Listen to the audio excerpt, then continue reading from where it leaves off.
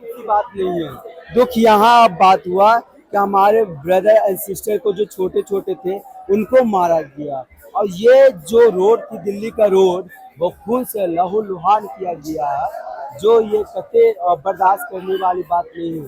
ये पहले से प्री प्लान थी, ना कि अचानक हुआ। आखिर पत्थरबाजी पुलिस क्यों किया? पत्थर आया कहाँ से? लाठी चार्ज करने की क्या जरूरत थी? मारता तो हल्के से मारता। अब ये जो शादी वर्दी में था, या ये गुंडे जो आया था बीजेपी का या आरएसएस का, जो मारा गया। वकील लोगों का मैम इधर आ जाइए।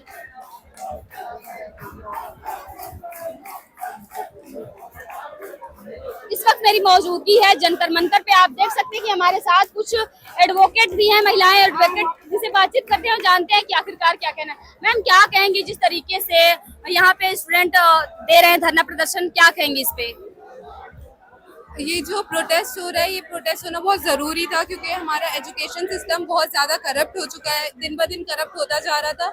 तो ये एक वेकअप कॉल है हमारे गवर्नमेंट के लिए और एजुकेशन सिस्टम के लिए। क्या लग रहा है जिस तरीके से शांतिपूर्वक धरना प्रदर्शन दिया जा रहा है, उसके बावजूद भी लाठी चार्ज हो जा रहा है, तो इस पे आप क्या कहेंगे? आप लॉ की क्योंकि आपके पास जानकारी है, तो क्या ये कानून के खिलाफ है?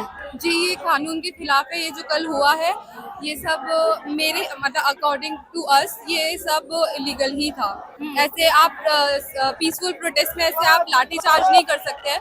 स्टूडेंट के पास सिर्फ और सिर्फ पानी की बोतल थी कल, और उनका फोन था। स्टूडेंट निहत्थे थे, उनकी तरफ से कुछ ऐसा नहीं था। मैं भी कल प्रोटेस्ट में थी, ऐसा कुछ नहीं हुआ था। और ये जो भी गवर्नमेंट ने करवाया है, ये बिल्कुल भी ठीक नहीं है। अच्छा, जिस तरीके से कल बैरिकेड्स लगे हुए थे और पुलिस के पास पत्थर थे, देखा गया वीडियो में कि पत्थर भी उनके पास है और लाठियां थी, लाठी चार्ज भी किए थे, पत्थरबाजी भी हो रही थी। तो जैसे कि आप कानून पढ़ी होंगी, तो क्या लग रहा है ये किस कानून के दायरे में आता है, किस कानून के खिलाफ जाता है? ये किसी भी कानून के दायरे में नहीं आता है। ये सब कुछ कानून के खिलाफ हुआ है। ये इस चीज़ के मैं बहुत सख्त खिलाफ हूँ। इसी वजह से मैं इस प्रोटेस्ट में खड़ी हूँ। और हम लोग, हमारी पूरी टीम इसीलिए है कि अगर जिस जिसको भी फ्री लीगल एड चाहिए, हम लोग उनको सपोर्ट करेंगे। अच्छा। जी जी। अभी संविधान क्या लग रहा है कि जो हमारे देश में लोकतांत्रिक देश कहा जाता था, वो खतरे में है? खतरे में नहीं है। अभी भी देखिए ना कि ये हमारे देश में डेमोक्रेसी है, तो जब तो सब इतनी ऐसी जगह पे इकट्ठे हुए हैं और अपनी आवाज़ उठा रहे। अभी हमारा देश में लोकतंत्र है, अभी डेमोक्रेसी खत्म नहीं हुई है। यहाँ पे एक ऐसे युवा है जिनके हाथ में आप देख सकते हैं कि चोट लगी है और पैर में भी चोट लगी हो। कैसे? मुझे दिल्ली का सीपी रोड में जब पथराव हो रही थी, उससे उसकी बाद यानी 5:30 और 6 के बीच में मुझे एग्जैक्टली टाइमिंग आती है, और उस जगह मुझे पुलिस ने 10-12 को मिलकर घेर कर मारा है। जो मैं दर्द तो बर्दाश्त कर लूँगा, जो हमारे छोटे भाई बहन थे उसको जो फाड़ दिया सर, ये दिल्ली के सड़कों को खून से रंगा है, ये माफ़ करने लायक नहीं है। तो इससे अब इज्जत करने लायक है नहीं है। और ये पहले से प्री प्लान थी, पत्थर पहले से रखा गया था, पुलिस पत्थर पहले मारी है, लाठी चार्ज पहले पुलिस की है, आंसू गैस वो मारी है। तो ये अब वो भी आंसू गैस वो मारी है जो 6 मंथ पुराना थी, यानी एक्सपायरी डेट मारा गया, जिससे हमारे आंखें और शरीर डैमेज होने की कल आपको चोट लगी है, फिर भी आज आ गए यहाँ पे जंतर मंतर पे, तो डर नहीं लग रहा है? डर किस बात की आप बताएंगे? मैं पेन किलर खाकर, दवा खाकर मैं आया हूँ, और जब ये सताने की कोशिश करेगा, दबाने की कोशिश करेगा, उतना ही तेजी से युवा और जुनून और जोश के साथ खड़ा होगा ये काले अंग्रेज के खिलाफ। तो आपको क्या लगता है, धर्मेंद्र प्रधान इस्तीफा देंगे या नहीं? देगा या नहीं देगा, मगर मैं तो लेकर छोड़ूंगा, मैं तो हटने वाला नहीं हूँ। इसका जवाब 15 अगस्त 6 महीने तक इस्तीफा नहीं देते तो आप क्या करेंगे? मेरा प्लान है 15 अगस्त को, उसी दिन कुछ होगी बड़ा। क्या प्लान है? अब वो पूरे जीवन भी इस्तीफा नहीं देंगे तो हम पूरी जिंदगी लड़ेंगे। इन्होंने ऐसे आंसू गैस के गोले चलाए थे कल, जो गिरने के बाद धमाका कर रहे थे। एक गोला मेरे पैर के पास गिरा और इसमें पता नहीं क्या घुसा है, लेकिन उसके बावजूद भी मैं यहाँ पट्टी करा के आया हूँ। इसमें जलन भी, इतने खतरनाक उसमें कुछ केमिकल था कि वो अंदर तक इतना घुसा है और उसमें जलन लगातार हो रही है। लेकिन हमारा इरादा इसके बाद मजबूत हुआ है, हमारा इरादा कमजोर नहीं हुआ है। मैं बताना चाहता हूँ कि जब जब इतने अहंकारी हो जाती है ना सत्ता, कि वो निहत्थे लोगों के ऊपर गोलाबारी करे और लड़कियों को मारे, महिलाओं को, जो जिनको सम्मान का पात्र बताती है। ये यही कहते थे ना कि नारी सम्मान, नारी बचाओ नारी पढ़ाओ, बेटी पढ़ाओ बेटी बचाओ। और आज इन्होंने जो कल किया है, मतलब एक तो होता है कि आपके पास जो प्रशासनिक लोग हैं उनसे, लेकिन ऐसे गुंडे, सरकार खुद, शासन जब गुंडे पालने लग जाए और वो दाढ़ी मूछे वाले तो पुलिस वाले नहीं होते, उन्होंने कल डंडे चलाए हैं।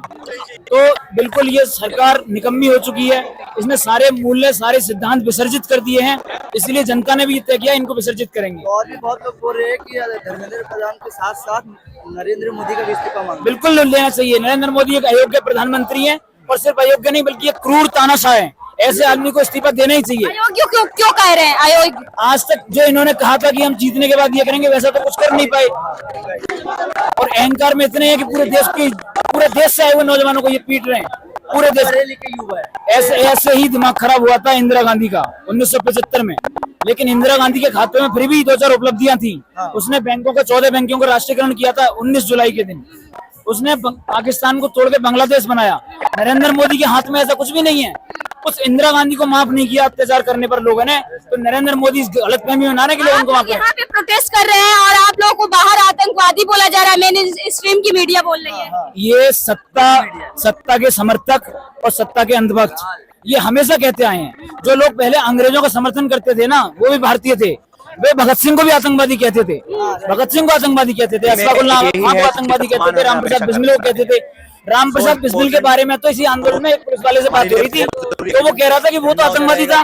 जिस तरीके से कल पुलिस लाठीचार्ज की, पत्थरबाजी की, तो क्या अंदाजा लगा रहे होंगे कि आप लोग की इससे ज्यादा भी कुछ दिल्ली पुलिस कर सकती है? देखिए, अब हम बिल्कुल स्पष्ट हो चुके हैं। अब ये गोली चलाएंगे तो हम गोली खाएंगे, तोप चलाएंगे तोप खाएंगे। जो आहत किया है ना इन्होंने, हमें ये उम्मीद नहीं थी। बतौर एक नौजवान, मैं लॉ की भी पढ़ाई कर रहा हूँ और मैंने MSW किया है सोशल वर्क।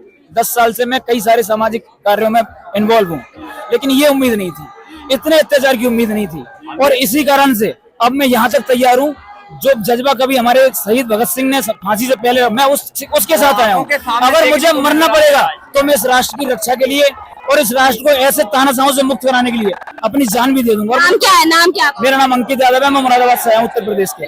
मैं बिल्कुल तय कर चुका हूँ, और भी मेरे साथी हैं। जब उनको पता चला मेरे गांव में मेरी माँ को पता चोट लगी है, तो उसने मुझसे ये नहीं कहा कि तू वहां से आ जा, उसने कहा कि बेटा मैं भी आ जाऊँ क्या। तो मुझे इतनी प्रसन्नता हुई। तो अब जब मेरी माँ ने कह दिया कि तू वहां पे लड़, तो मैं बिल्कुल तैयार हूँ। अब जान जाएगी तो जान जाए, लड़ेंगे हम। अब माँ एकदम शेरनी वाला काम बिल्कुल शेरनी वाला काम करेगी। मेरा नाना भी गिरफ्तार हुआ था इमरजेंसी के टाइम में। अच्छा। हाँ जी, हम क्रांतिकारी हैं, हमारा खून क्रांतिकारी है। पैदा होते हैं मैम। जो नहीं प्रोटेस्ट में आ रहे हैं वो कौन है? जो इसको आतंकवादी कह रहे हैं, अलग अलग टुकड़े गैंग के लोग कह रहे हैं, वो क्या है फिर? वो भी आएंगे मैम, धीरे धीरे सभी जगेंगे। बहुत सारे टॉयलेट पे हमारे देश में ज्यादा ही सवार हो रहा है, बहुत ज्यादा अनुभूति है, कम होता जाएगा। IT सेल और धीरे धीरे ये हमारा ये सैलाब है ना, ये दिनों दिन और भी बढ़ता जाएगा। क्या कह रहे थे? मैम, हम लोग यही चाहते हैं जो यहाँ पे नहीं आए प्रोटेस्ट में, वो एक वीडियो बना के और धर्मेंद्र प्रधान सरकार के खिलाफ आवाज उठाए। हम लोग यही कहना चाहते हैं, आप लोग जो बोले हैं कि यहाँ क्या करने वाले हैं, हम लोग जान दे देंगे।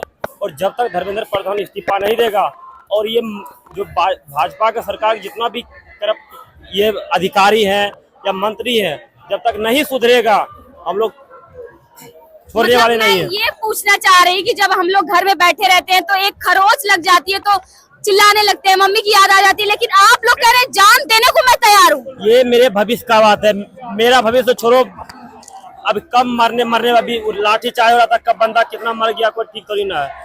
हम लोग अपने भविष्य के लिए सोच रहे हैं और आगे वाला जनरेशन ये हाल ना देखे, इसलिए हम लोग मतलब अभी की जो पीढ़ी है बर्बाद हो चुकी है, बर्बाद हो ही चुकी है। चलो बताओ, कोई बंदा यानी 1000 किलोमीटर जाता है एग्जाम देने के लिए, लीक हो जाता है, बंदा गरीब है, वो गेहूं बेच के पेपर देने जाता है, वो बंदा क्या करेगा। हम खुद गेहूं बेच के यहाँ आए प्रोटेस्ट में, 3 दिन हो गया बिहार से आए हैं। एक मोदी जी देता है ना, यानी गाँव में जो आते जाते मुझे खेत वाला भी। नाम क्या है आपका? मेरा नाम विकास कुमार हुआन। यानी 1 क्विंटल गेहूं था मेरे पास, वो भी हम बेच के यहाँ आए हैं और 200 रुपया लेके हैं। पापा तो वहाँ मजदूरी काम करते हैं। हम लोग जब तक यहाँ डटे रहेंगे, जब तक शिक्षा मंत्री इस्तीफा न दे दे। आपके हौसले को मेरा सलाम है कि आप लोगों के पास सुविधाएं नहीं होते हुए भी आप लोग यहाँ पे आए हैं, प्रोटेस्ट कर रहे हैं और लगातार जो सरकार में खामियां है उसके खिलाफ आवाज उठा रहे हैं। आवाज उठाना मैम पड़ेगा, क्योंकि मेरे पास 2 बच्चे हैं, लव मैरिज शादी किए हैं। गलती तो हो ही गया, अब 2 बच्चे को हम क्या मुंह दिखाएंगे? बाप है या चूतिया है? जब सरकार के साथ अन्याय कर रहा था तब क्यों ना आवाज उठाया?